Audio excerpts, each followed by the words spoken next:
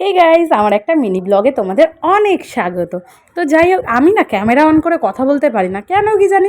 নতুন নতুন ভিডিও করছি বলে কি না জানি না, যাই হোক একটা খুব কেমন একটা হয়। তো যাই হোক, আমরা গিয়েছিলাম একটা জায়গায় ঘুরতে, তো ভাবলাম চলো তোমাদের সাথেও শেয়ার করি। তো ফটো দিয়ে কিছু কিছু ক্লিপ দিয়ে তোমাদের, যাই হোক, তো গিয়েছিলাম আমরা রায়চকে। তো ওখানে একটা রিসর্ট আছে, সেখানে গিয়েছিলাম। সেটা হচ্ছে রেডিশন বলে একটা জায়গা, আর হচ্ছে কসমস বা সোনালিও বলে ওটাকে। তো যাই হোক, আমরা সারা দিন টাইম ওয়েস্ট করলাম, ল্যাদ খেলাম পুরোপুরি দিন। তারপর বিকেলবেলা আমাদের ইচ্ছা হলো যে চলো একটু ঘুরতে বেরোবো। তো যেহেতু সন্ধে হয়ে গেছিলো, আর গ্রাম গ্রাম সাইড তো একটু সন্ধে হলে বেশি একটু লাগে। তো যাই হোক, তাও দেন গিয়েছিলাম আমরা টোটো ভাড়া করে। তো জায়গাটা কিন্তু অসাম ছিল, দারুণ। তোমরা যারা যারা যাওনি বা ঘুরে আসতে পারো, টুকটাক ভেকেশন কাটাতে পারো। তো পুরো না কীরকম একটা ফিল হচ্ছিলো জানো, রাতের বেলা মনে হচ্ছিলো হরর ফিল্মগুলো এইরকম জায়গায় যদি শ্যুট করা হয় তাহলে কিন্তু নাইস লাগবে। আর সত্যি কীরকম একটা লাগছিলো। এই যে দিন চলে এলাম আমরা হচ্ছে কসমস, এটাকে সোনাদিও বলে। তো রায়চকের একদম ঠিক যেখানে রায়চক ইয়েটা স্টপেজটা ঠিক ওখানেই। আর ভেতরটা দেখো নাইস, অসাম। আমি তো পুরো প্রেমে পড়ে গেছিলাম এই পুলটা দেখে, কারণ সত্যি পুল আমার খুবই ভালো লাগে, কম বেশি খুব ইচ্ছা করে। আর এমন একটা টাইমে গেছিলাম যেখানে আমাদের নামার কোনো অপশান ছিল না। দেন যাই হোক, জায়গাটা একটু ঘুরে দেখছিলাম, চারিদিকটা খুবই সুন্দর। আর হ্যাঁ, ওই একটাই বললাম, যেহেতু চারিদিকটা ওদের ওই যে ডিম লাইটগুলো জ্বলছিল, নর্মালি লাইটগুলো বন্ধ ছিল বলে। বাট জায়গাটা কিন্তু অসাম। ওখানে একটা কফি শপ মতন আছে, গিয়ে দেন আমরা একটু বসেছিলাম, টাইম পাস করলাম ওখানে গিয়ে। আর বাচ্চাদের খেলার জায়গাও টুকটাক রয়েছে। আর সব বাচ্চারা, আমরা একারা যাইনি, অনেক বাচ্চা গিয়েছিলো। তো গিয়ে ওরা পুরো পাগল হয়ে গেছিলো। আর আমি না কিছু কিছু জায়গায় ভুলে গিয়েছিলাম, মানে হয় না যে অনেক দিন ভিডিও না করলে যেটা হয়।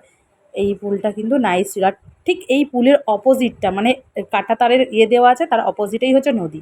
মানে ভিউটা সকালবেলা গেলে আমি তোমাদের বোঝাতে পারতাম কত নাইস ছিল। আর গিয়ে একটু আমিও একটু বাচ্চাপানা করছিলাম, সবাই চড়ছিল। আর এতটাই ওদিকটা অন্ধকার অন্ধকার ছিল, ঠিকঠাক উঠতো না বলে আমি আর দিইনি। বাচ্চাগুলো খুব এনজয় করেছে, আমরা অনেকেই গিয়েছিলাম একসাথে।